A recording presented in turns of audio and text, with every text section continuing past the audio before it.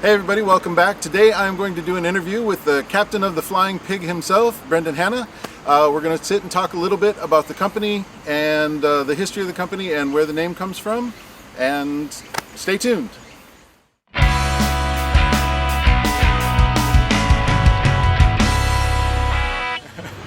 Hey everybody, I am here with my guest today. And so, who are you? Where are you from? I'm Brendon Hanna. I live in Fukuoka, and I also spend quite a bit of time in Hawaii. I, some years ago, got lucky and was one half of the team that started theflyingpig.com. Excellent. And tell me a little bit about the Flying Pig. What's the history of the company? Well, shortly after Costco got started in Japan, I was working in Tokyo, but living in Fukuoka.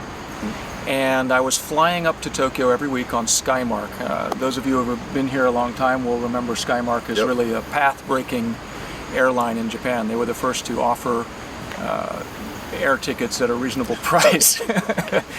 And I would fly up and fly back every week. And in the meantime, Costco opened their first location in Fukuoka.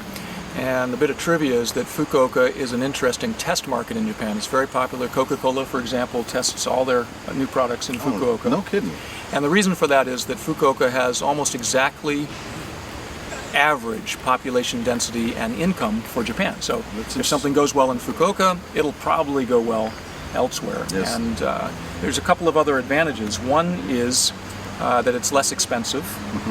And another is that if you mess up, no one in Tokyo ever heard of you, and you can get a second chance.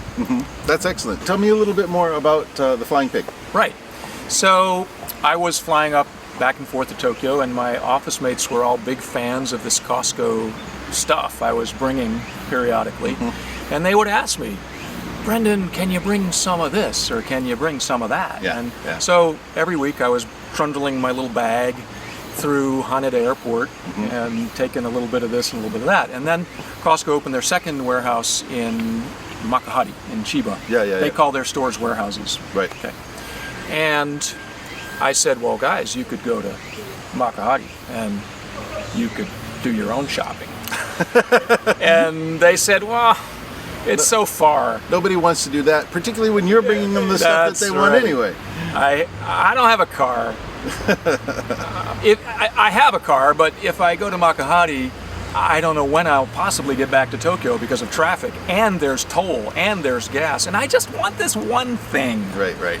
Yeah. Just bring me some peanut butter. No, not that kind. Right. Yeah, exactly. That project came to an end, and I was mentioning to a good friend of mine, Robert Spann, who continues to be our technical director. I said, Robert, you know, there's an opportunity here. Because Costco didn't show any signs of starting their own online business. They still don't. And I thought, you know, somebody should do this as a business. And I said to Robert, somebody should do this as a business. And Robert said, we could do that. And I said, well, no, you could do that because you're the computer guy and we're talking about the internet, and I hate computers, so I have no interest in running an internet company. Right. And Robert said, well, no, I'll do the computers. You do the people and the logistics. Excellent. And we foolishly but how long has this company been, how's the company been going on? We got started in terms of laying the groundwork in 2002, so so a little over 10 years. That's right. So we've been doing this for a decade. That's excellent.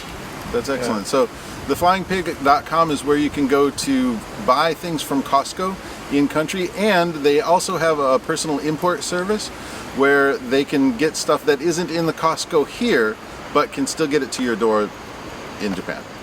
That's right. So for years, our customers were saying, well, we'd like Pop-Tarts. And I would email back and I'd say, I'm really sorry, but Pop-Tarts are classified by the Japanese legal powers as hallucinatory drugs.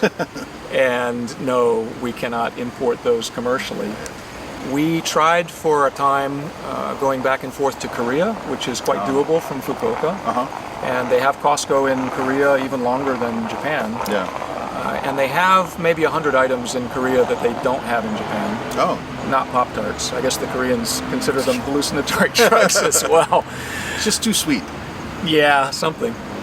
We were never able to get traction with Korea, and then sort of by accident, my wife and I were in Hawaii for a time, and we wandered into Costco in Hawaii and found out that things are the same price there as anywhere else on the U.S. mainland. And we thought, wow, here's our chance.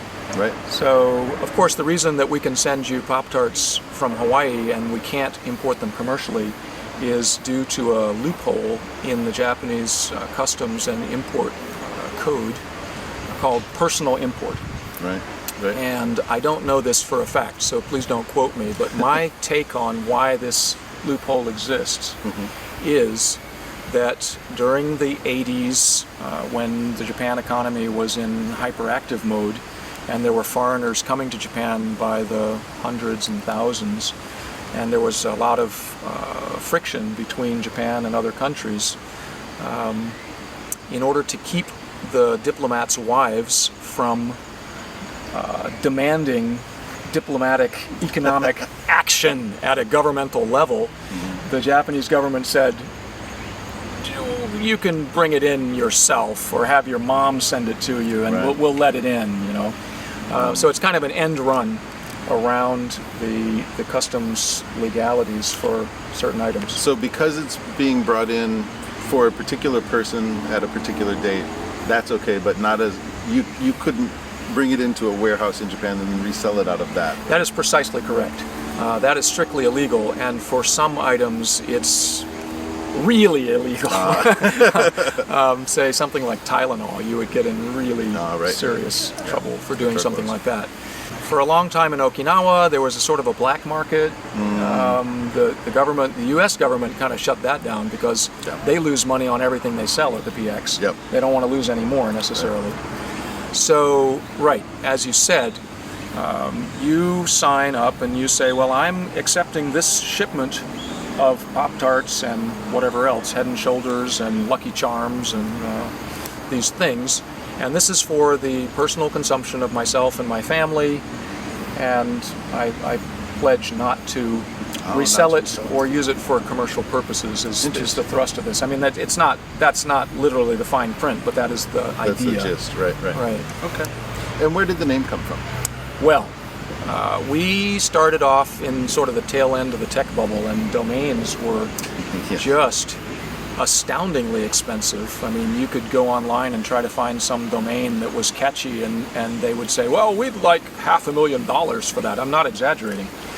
And not having $500,000, we were shopping around and thinking what to do. I wanted a name that foreigners would remember first time. I say it, you remember it. Okay. And I really wasn't thinking about Japanese consumers at that time. Now, interestingly, Japanese consumers account for half of our customer base, and by sales, maybe 25% of our sales. So that is a very significant concern. And they are all very confused, you know, the flying pig. Ha? Yeah. But for foreigners, if I say the flying pig and I emphasize the, then they usually remember. And the reason was, I was telling various people, well, we're going to do this. My friend Robert says he can do it, and I believe him, so we're going to do this thing. And everybody just sort of kind of looked at me, and somebody said, yeah, when pigs fly. I thought, okay. So I went home and I immediately Googled everything I could think of with flying pig in it. And flying pig was taken, flying pigs was taken, but the flying pig was available for $500. Oh, that's excellent. And that's a great deal. Okay, sold. Fantastic. Right. All right, thank you very much, Brendon. All right. Appreciate it. Thank you. And more later. Okay, thanks. Just wanted to say a big thank you to Brendon Hanna of The Flying Pig for taking the time to sit down and have a chat with me. For those of you who are living in Japan, if you're looking to get stuff from Costco but you don't live near Costco, or if you want stuff from the United States Costco, check out theflyingpig.com right here. And there should be a link in the section below. And if you know somebody who's a new ALT who doesn't know exactly how to get some of the stuff they've been missing from home or forgot at home, please pass along this video, and thank you. See you. See you later.